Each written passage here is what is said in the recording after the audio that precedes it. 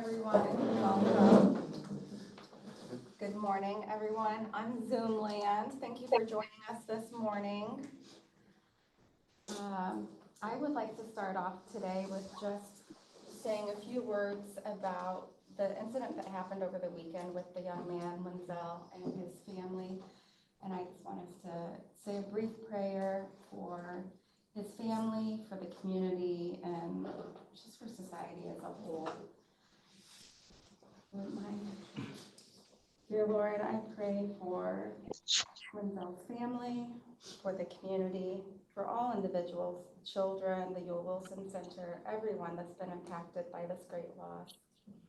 I pray that we'll find strength in our hearts to be brave, to support the needs of the family, to advocate, and to support change that needs to happen with our community, to bring about peace and unity and justice. I pray that you will touch our hearts and give us the insight and awareness needed to be called to what we are needed to do to be part of what is necessary to create the change. I pray that you will just wrap us all in love and help us to come together at this very, very sad time for our community. Amen. Yesterday, I know we had a staff meeting, and it was just a very heavy feeling in the room, and I couldn't quite put words to it until we started talking, and I was like, something just doesn't feel right.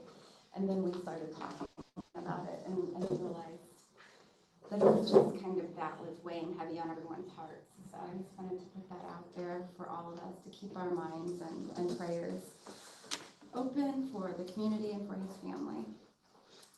And since we are halfway through the week and almost done with this month, I would like us to do a little meditation to debrief, decompress, and prepare for a new month, prepare for the end of the week, and get ready for a new week next week.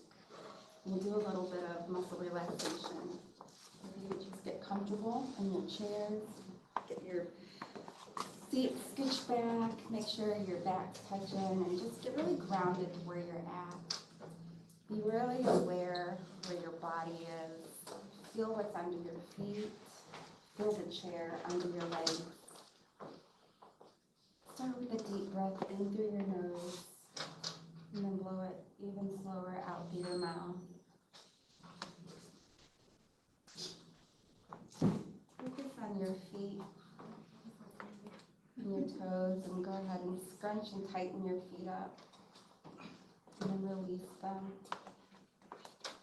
up through your calves. Flex your calf muscles, feel those tighten, hold it for a second, and then release. Let that travel up through your legs, tighten your muscles in your legs, and really feel the tightness in your muscles, and feel it through your legs, and hold it, and release.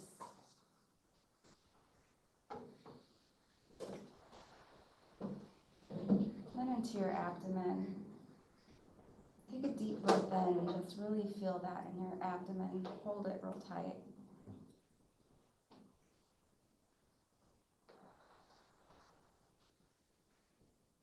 Then move up into your shoulders and your neck. And scrunch your shoulders up and really tense that up and hold it.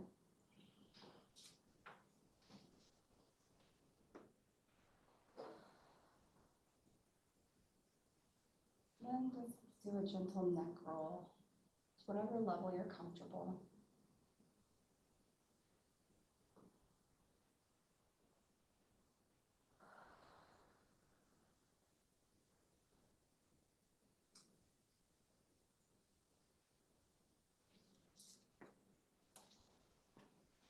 Do a little shoulder roll, kind of let everything that you tightened up just roll out and roll right off of you. Shake your fingers out. Wiggle your toes.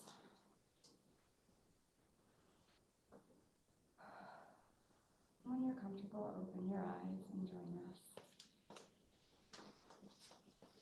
Thank you all. This morning, we would like to start with some introductions. I'd like to start at the center of the table, go around the room, and then we'll go through the room. Okay, good. However you want to do it. Good morning, my name is Janet Mayer. I am with Allen County Purdue Extension, and I am a nutrition program advisor. And I'm going to be actually teaching nutrition classes and preparing some nutrition foods with the people. So if anybody's interested, you know, and actually the classes are going to be free. So Nice.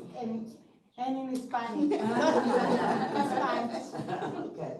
Thank you. Good morning, my name is Autumn. I am also with Purdue Extension. I'm the Health and Human Sciences educator there.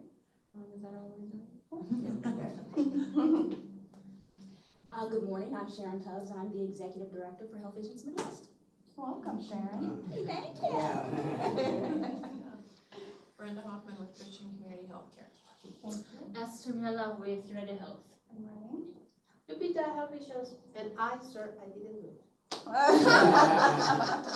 My name's Adam. I work at Community Harvest Food Bank down the street, and this is actually my first meeting. So, Actually, me too. Thank you for joining us. I'm Staci Kaczmarek. I'm the clinical manager at Super Shot.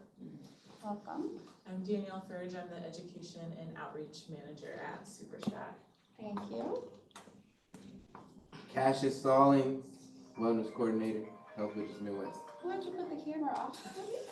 It doesn't go that far. Angel Vector, Director of Health Visions, Midwest Fort Wayne. Peggy Hayes, Health Visions. Okay, out there in Zoom land, let's see. I'm gonna start with Ty. Hi, Ty Reisner, Brightpoint. Welcome. Let's see who's next here. Kelly. Oh. There you go. Kelly Bauman with Associated Churches of Fort Wayne and Allen County. Welcome, Kelly. Julie.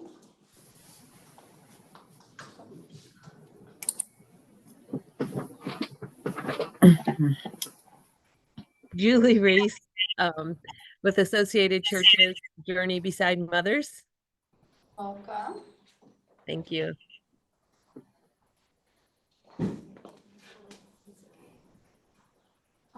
Let's see who's next. She's next. Leslie. Leslie. Hi there, I'm Leslie Cohen. I'm with Give Here Nonprofit Audiology Office, and this is my first meeting actually as well. Welcome, Leslie. I love all the new faces. Felicia. Hi, I'm Felicia Stay, and I'm with Aging and Home Services. Welcome. You're such a celebrity. Carla. Hi. Hello, I'm Carla Kilgore. Oops, two Carla. Carlos. Oh, okay, Carla K. I'm Carla Kilgore with YWCA Northeast Indiana, and I am not used to having two Carlas. This is exciting. Mia. Good morning, everybody. Mia Hinton, Health Visions Midwest. Welcome. Meg. Good morning, Meg Disler with the St. Joe Community Health Foundation. Welcome. Anne. Good morning, Ann Hall with CTN. Good morning. Lily. Good morning, Lily Gansworn with Stop Suicide Northeast Indiana. Good morning. Deb. Deb Lowling from Parkview Community Nursing. Welcome. Lori. Good morning, Laurie Winesapple from United Healthcare. Good morning. Carla. H. Good morning. I'm Carla Harrison from the Indiana Department of Health, Office of Minority Health. Welcome. Shelby.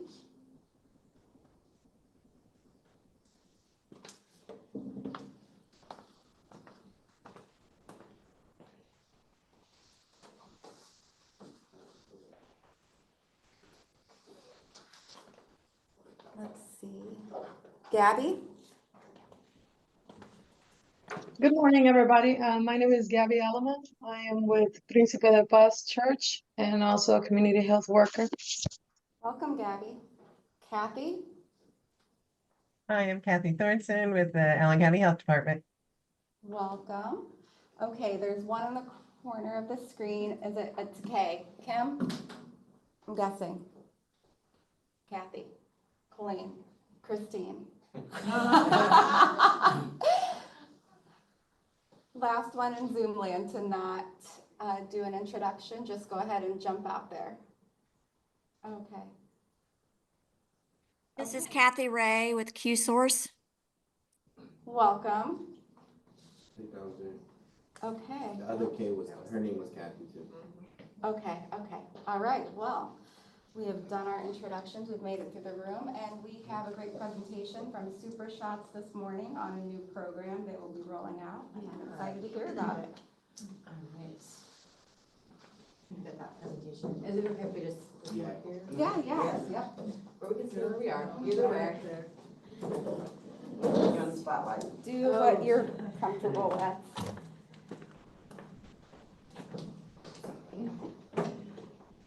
Just watch the chords, okay? Yeah.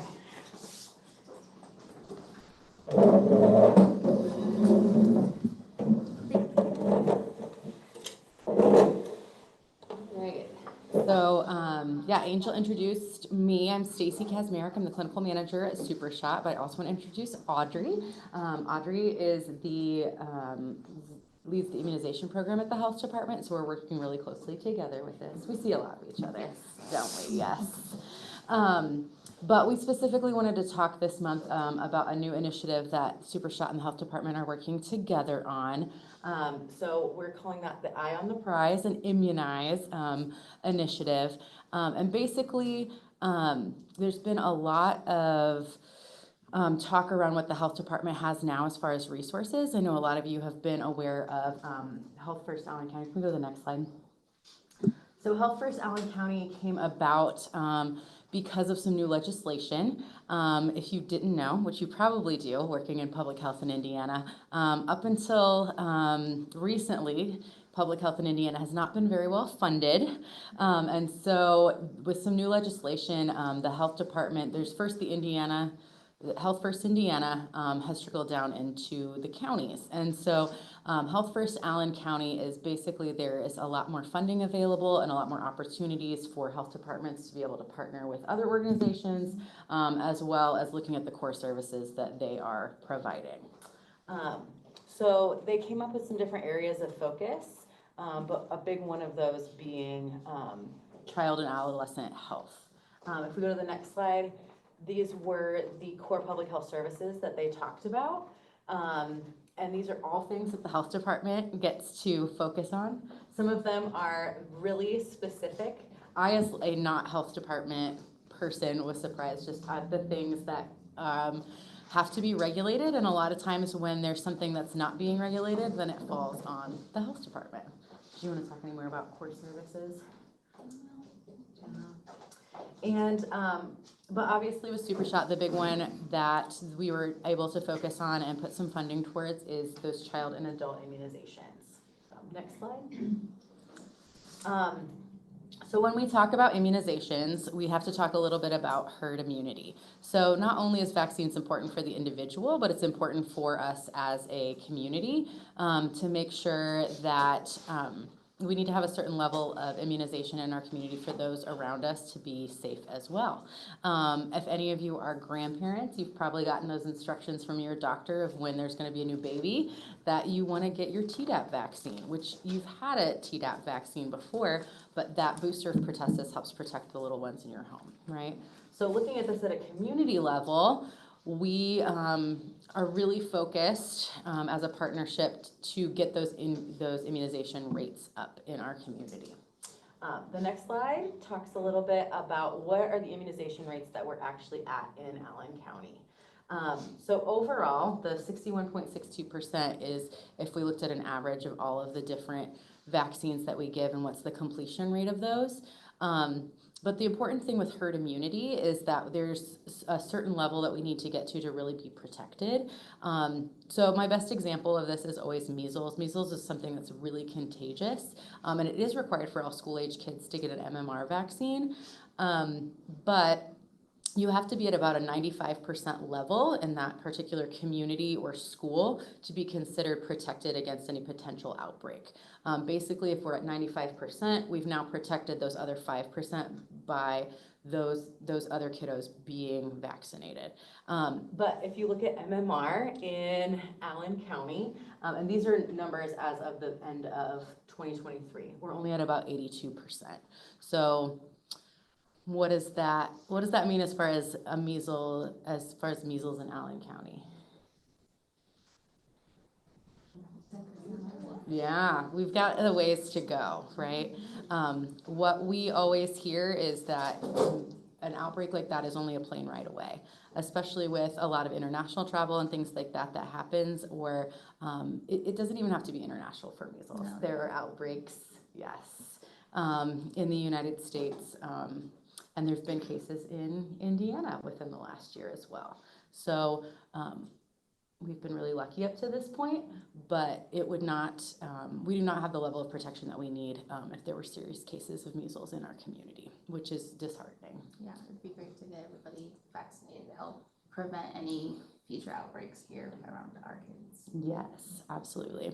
And Super Shot works very much so on the getting kids immunized side of things, but it's the health department that works on the side of when there is outbreaks like that. It's identifying those people who's been exposed. If you guys remember in the news, the case that was found in Indy last year, there's a lot of work that goes into identifying that patient and anybody that they might have been put into contact with. So a lot of work. It's a lot of work. Absolutely. So this one particularly highlights, the childhood vaccines. If you go to the Indiana Department of Health, they have an immunization dashboard.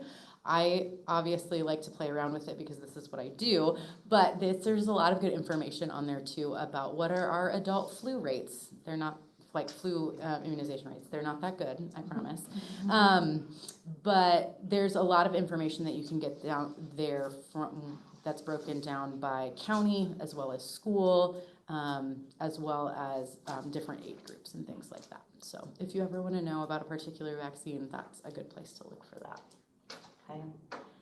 Any questions about some of those things? Yes, ma'am. Do we need 95%, a 95% rate for all of those, or just measles? For measles. Measles was my best example.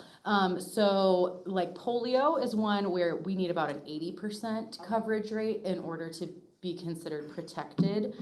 If there were cases found in the county, then we would consider ourselves protected. Okay. It depends on the disease. Yes, ma'am. I have a question. Because we have such a diverse group of people, how do you handle cultures that have different ideas about these shots and things like that? Yes. How do you handle that? Yeah, well, that is a great question. And I think that if I could say all of those things have really been accentuated by COVID and COVID vaccines. Would you say that's fair? Yeah. And what we've learned, especially at Super Shot, I'll let Audrey speak for them as well, is that it's very different depending on what group you're talking to. We can't make a blanket statement about vaccines or hesitancy when it comes to a particular group. There are some groups that don't have access because of physical factors, whether they don't have transportation to go get them or their doctor's office doesn't offer the vaccines that they need. Those are barriers that need a different approach than some that we've found in other groups. For example, with the African American population, there's a lot of mistrust because of the history in the United States, right? Where treatment wasn't offered when it should have been, or when groups of people didn't have the same access as other groups of people, right? There's a mistrust there. So those are very different reasons why people might be hesitant to get vaccines. And so we have to, it's really about communication and working with trusted partners. So when you have kids that's going to a public school, how do you handle that if they don't get if that particular culture don't believe in those types of immunizations? Mhm. How do you handle that if you're going to a public school? Yeah, so going to a public school, the hard part, and I'll let Audrey speak to this too. So the health department does have a school liaison now. Yeah, You I want to think talk about I Mary's think position a little bit? just, it's a lot of education. Mhm. Like, people know about vaccines, but they don't know the reasoning, the, herd immunity, just educating those people, kind of helps push them into the right direction. Mhm. And then we do try to, offer things in like different languages. So we have like a Burmese interpreter, a Spanish interpreter, just to kind of get those people educated as well. Yeah, a lot of it is education. The hard thing about schools is also that we can tell you what your child needs to go to school, but we are not, it is up to the school whether they're gonna include or disclude those kids because of their immunization status. Religious exemptions have been more prominent recently, and there's not a lot of guidelines around what qualifies as a religious exemption. So that's one thing that makes it hard for schools as well. And I mean, I get it. Schools have a lot of, they're listening to health officials and they're listening to parents, right? And they have to find that line in the middle. But I can tell somebody, these are the vaccines that you need before you go to 6th grade. But if that school doesn't hold them to that, then we only have so much control over our immunization rates in that particular school. Is cost a factor at all? I mean, I don't know much about immunizations. No, you're fine. But, I mean, is there a cost associated with these? Is that another prohibited? Yeah, so I don't want to get too deep into the weeds here, but there is a program at the federal level called the Vaccines for Children program. And the goal with that is to make sure that vaccines are available to all children who are on Medicaid or are uninsured or underinsured. Which sounds like a great concept in theory, but the VFC program does have a lot of requirements with it.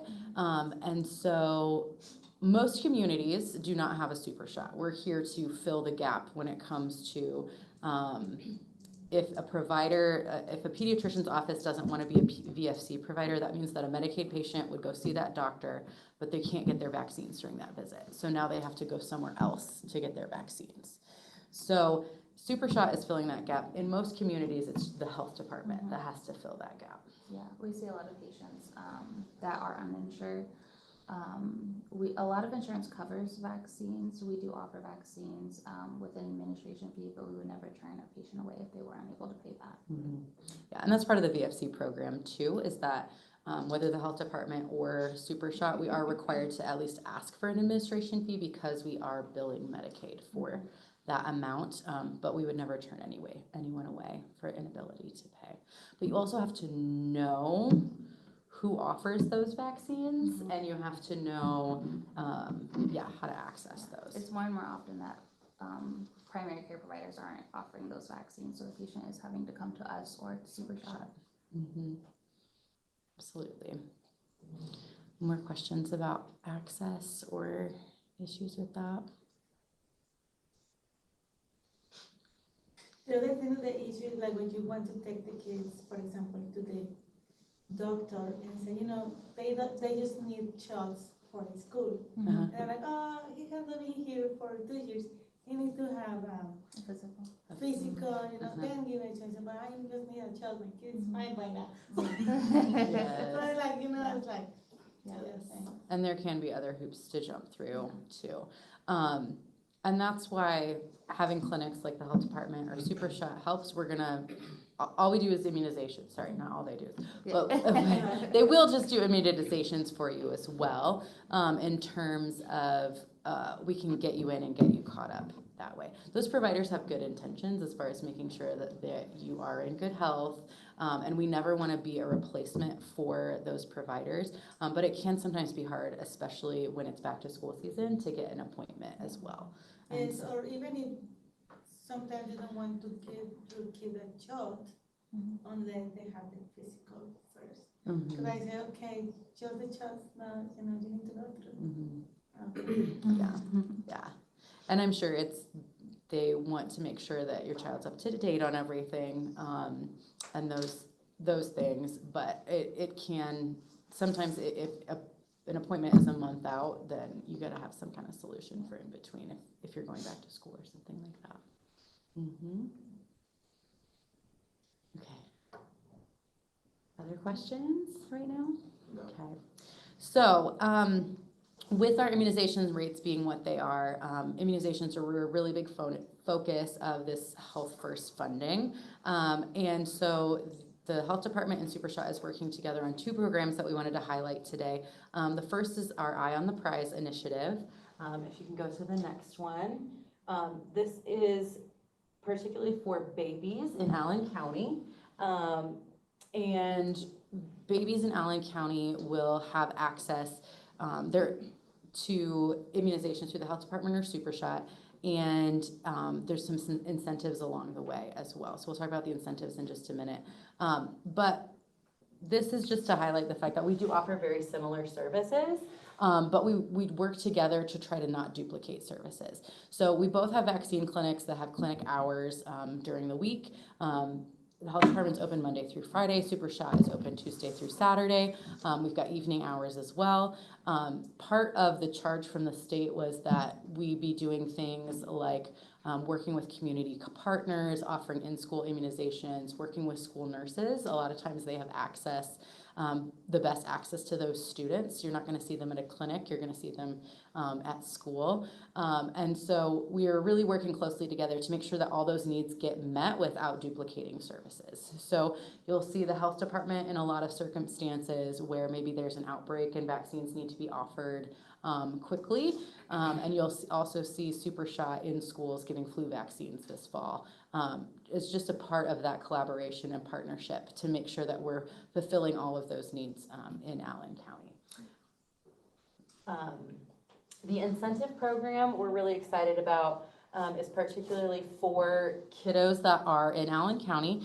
If you are 0 to 6 and you're getting your shots on time, we want to incentivize that and make sure that families understand that it's important to keep their kiddos on time as well. So the normal, if a kiddo comes in when they're supposed to for those shots, it's going to be at 2, 4, and 6 months.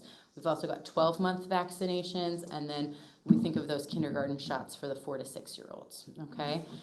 So if they come in at those points, they're gonna get different incentives. We've got a safety kit, we've got gas cards as well. When they get to the 12-month visit, they can either choose a carbon monoxide detector or a fire extinguisher. And then when they're 4 to 6, they've got a choice again between a bicycle safety kit or a booster seat. So it's really trying to provide those things that might be an extra cost for families, and also incentivize if they get this information about the program at their first visit, and it's okay, if you come back in 2 months and keep your child on time, then you know that you're also going to be getting a first aid kit or a booster seat or something like that to incentivize them to come back and keep them on time. And we're really trying to get our patients to get all of the recommended vaccines. We have a lot of patients or parents that bring their kids in that want to get 1 or 2 vaccines and then like split them up. But it's also really important just to get all of those recommended vaccines at the same time. Yes. Yeah, so kind of the first step of this is in April, the health department started sending out letters to all new parents in Allen County. The nice thing is that they've got access to birth records, and so when they're giving information about birth certificates and getting that paperwork taken care of, they're also getting information about what immunizations your child needs and where to get them. So they're getting a letter kind of similar to this that explains when vaccines are due, where they can go to get them, and what incentives they can get if they participate in the program. Yes. So we're slowly, those babies from April are starting to turn 2 months old now, so we're slowly starting to get those in as well, which is great. But anybody, you don't have to be a baby to start participating. So anybody who's in this age range, as long as you're an Allen County resident and you're getting all recommended vaccines, you'll be offered the incentive for that age group. It gets a little bit different when a kid's like on a catch-up schedule. basically we'll incentivize those visits, but you may have to come back more than once to get everything that you're still due for. Okay. Any questions about those?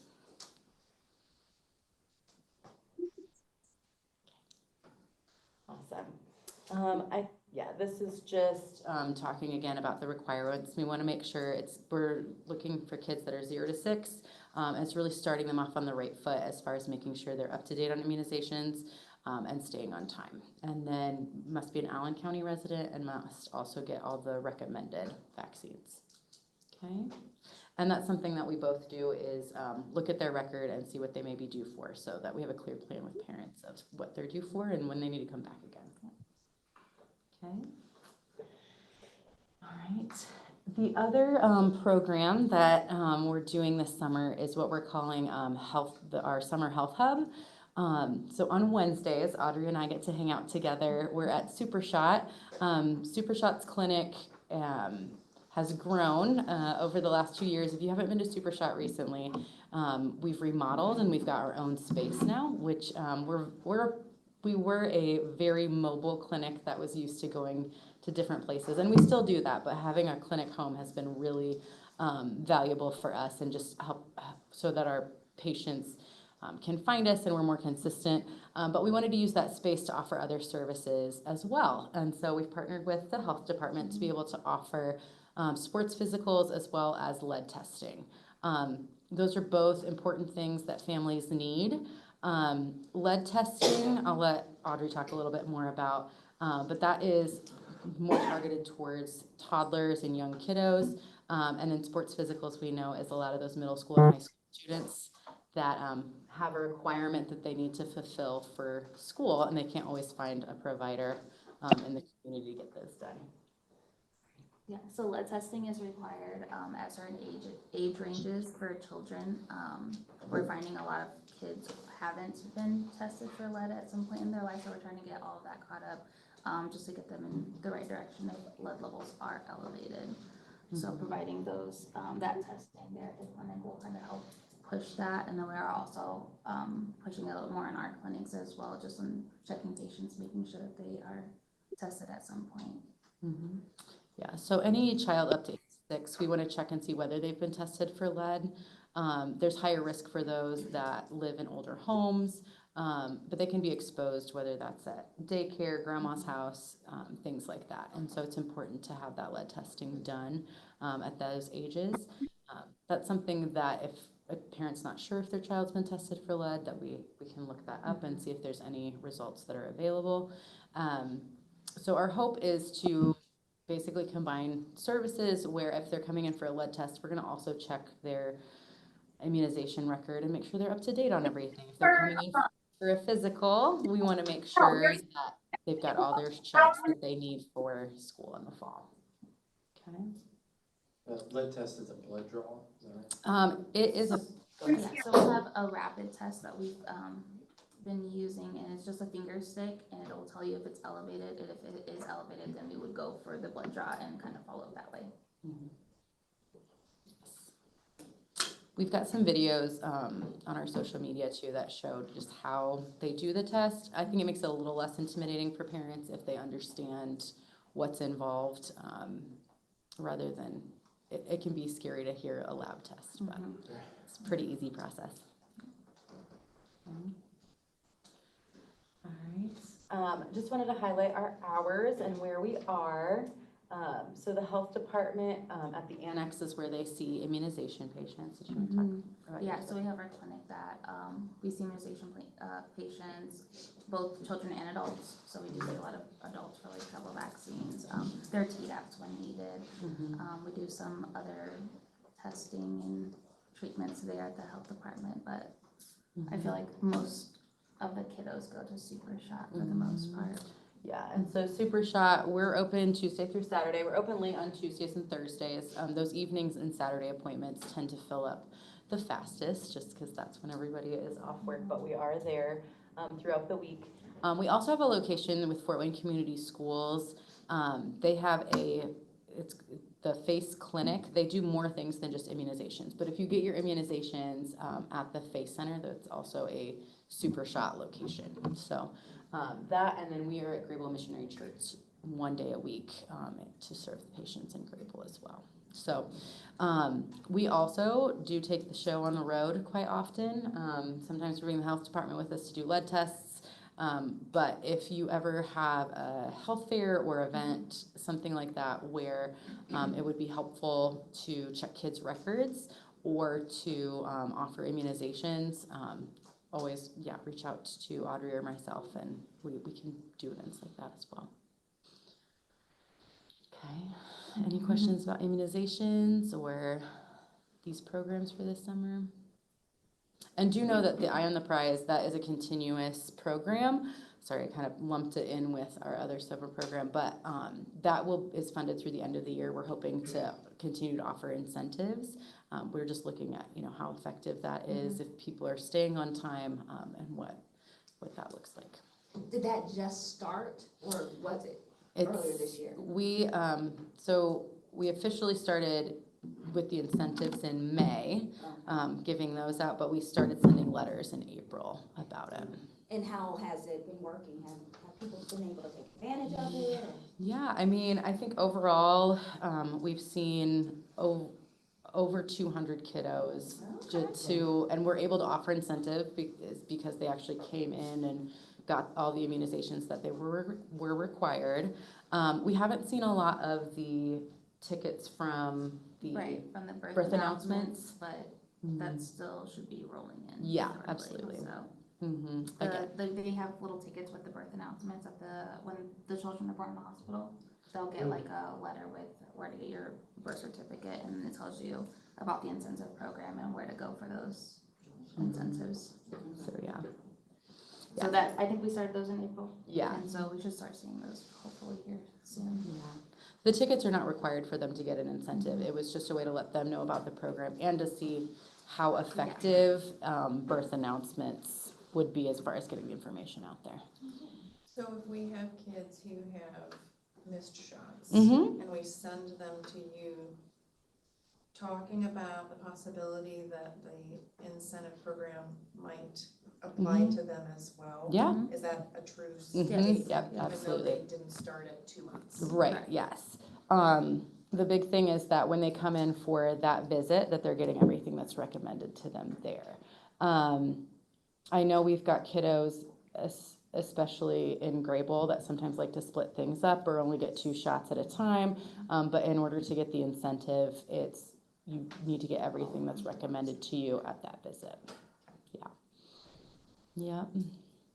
And I do have flyers with me for the incentive program. So if you have patients or families that you think would benefit from this information, I'm happy to get them to you electronically too. But it just explains the program and the different incentives that we're offering. So feel free to take some and I'll send you some more too. Okay. Is there any specific documentation or paperwork that's required for the individuals coming to get immunizations or vaccines? Not for immunizations. I'm sure a lot of you guys as parents or otherwise are familiar with CHIRP is the Indiana registry. And so whether you get shots at your provider's office or the health department or Super Shot, that information all goes to the same place so that kiddos in Indiana have a complete vaccine record. And so most of the time you don't need anything. I always encourage parents to keep their own record just to have a copy of where they've gotten and what they've gotten.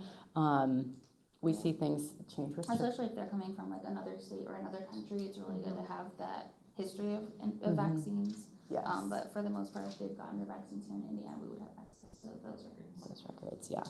For the lead testing and the sports physicals, we are asking any students that want a sports physical to bring their own paperwork, because just different schools require different forms to be filled for their physicals, so they need to bring that form with them, whatever they need filled out for school.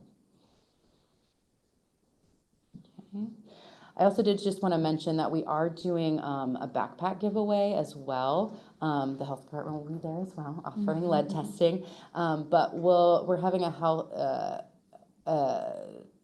it is a health fair, right? I can say health fair, yeah. So there's several vendors and people there as well. But July 25th and August 1st, Super Shot we'll have what we're calling them Start Smart events. It's part of a statewide initiative to make sure that kids are caught up before back to school. And I have some more information I can send out through Cassius hopefully later. But those, we'll have several things for kids to do, bounce houses, face painting, that kind of thing. But the real goal is to get them there, check their record, make sure they're up to date for school. Okay, and we're offering backpacks at those. So if they come and get their immunizations, they'll also get a backpack with school supplies. So, okay. That's at the Super Shot location. Yep, that's at Super Shot here in Fort Wayne. Mm-hmm.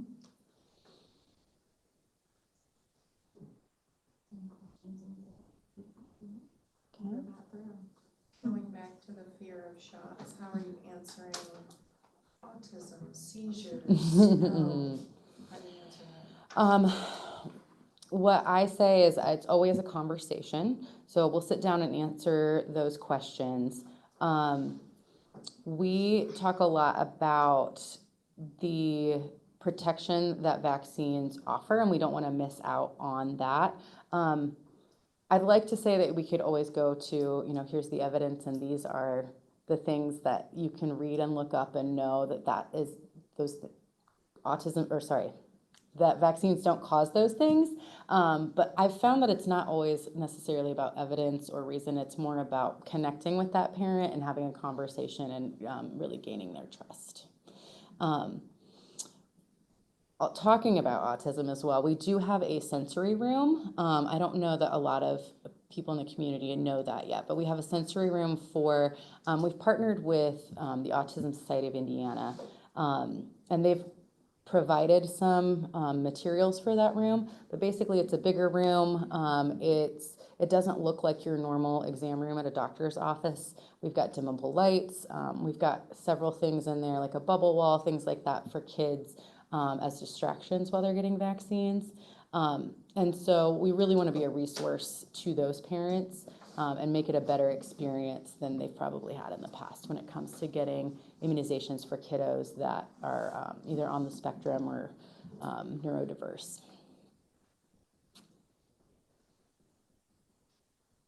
Okay. All right, well, I have flyers if anybody wants those and about either program. But yeah, I will be here. Okay. Thank you so much. Okay,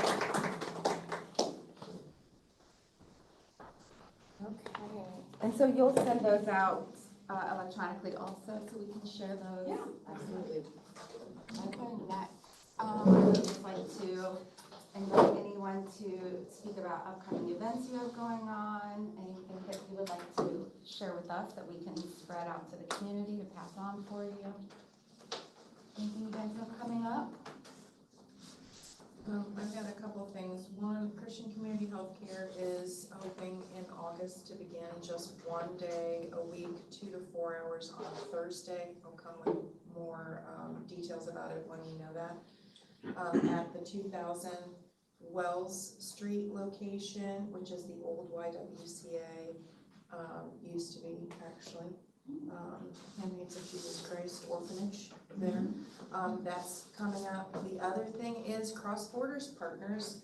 I've not talked about that before, but it is a thrift store that is now moved to 929 North Coliseum Boulevard, and it's got very cheap prices, but also a voucher program for people who are referred by a social service agency and has had a home visit by someone of that caliber to document the need for things in the home, not food, but everything else in the home.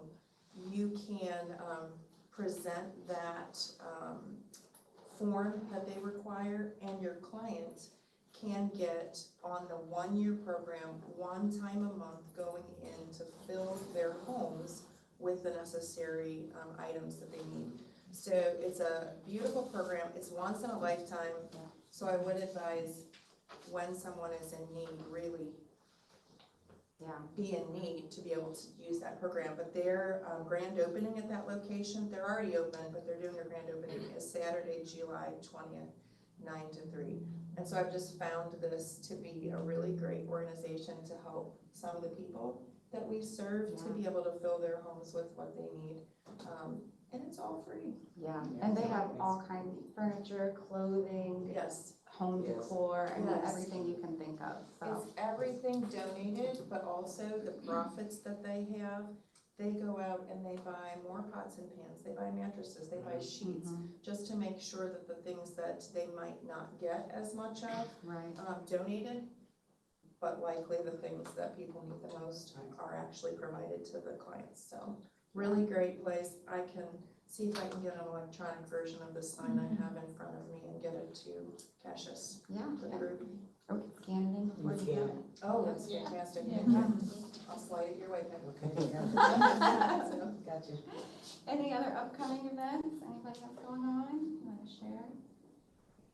Okay, I just wanted to introduce myself again, like, like I'm new to the Allen County Purdue Extension. So I'm going to be teaching nutrition classes in Spanish. Especially I'm going to be reaching out for the Hispanic population. So my classes are going to be like talking about nutrition and then prepare a nutrition recipe, during the class. And they can, I can have, minimum of like 4 people to be able to give a class. Actually I'm new, so I know like there is a lot of people that cannot take the class like in person. So I'm trying to do, if I can do like virtual classes for those people. And if you guys need, you guys know anybody that wants to take classes for free, just let me know. And also we have incentives too for the people, more like, for example, like a thermometer or, like measuring cups or stuff like that, like maybe tools that you can use in your kitchen. So I just wanted to let you know, and I have my business card, so I can pass it to you. And if you have any questions or you are interested in the program, just let me know. And if you have any flyers for that or anything that you'd like shared on social media, you can send that to us. We'll share that along also. Yes. Thank you. Okay, so next month is July, and we will not have our ACHEC meeting next month. Just FYI ahead of time, because it's summer and there's just a lot going on. But then we will reconvene in August, but not September. So July and September, we will not have ACHEC meetings. Anything within the team here at Health Visions, upcoming classes, events you want to share? I have Thriving Thursdays tomorrow. Our topic is I'm so stressed. Stressed. And then I have those ongoing classes every second and fourth Thursday of the month here at Health Visions, starting at 10 o'clock, and we do different types of topics. Yeah, and it's great. I mean, she has a huge class coming, and you can just tell that they are really engaged, and they show up ready and with bells on, like they're happy to be here. So, anything about your upcoming classes? Any things you got going on, Lupita? Well, I have classes on chronic disease. My clients like so much to come because I give them the class and then I let them to talk about the subject of the class. Even if they are 50 years old, doesn't matter if we're talking about infant mortality, because always they have something to say. They didn't have a chance to say when they were pregnant. People also can call me and they can tell me the problem they have, and I can tell them where to run, what to do. It's like case management. And I do all kind of things, and sometimes I surprise myself. Sometimes you surprise us all. Yes. Cash, anything coming up with Aspire? You want to share your upcoming one next week? No? Okay. All right. Well, please get a cup of coffee, have some snacks, network. Oh, Rethinking Health. Rethinking Health. Okay, yes. That is coming up in September, which is why we're not having the September ACHEC meeting. Rethinking Health is our annual fundraiser, and that will be held on September 27th. at the Coliseum. This year we will have a panelist discussion with various founders from foundations in the community. We'll have Fullinger Foundation, St. Joseph Community Foundation, so Sarah Meadows, Meg Zisler, the James Foundation from Auburn. There's one more. Community Foundation. The Community Foundation, yes. Angela Stanley from there.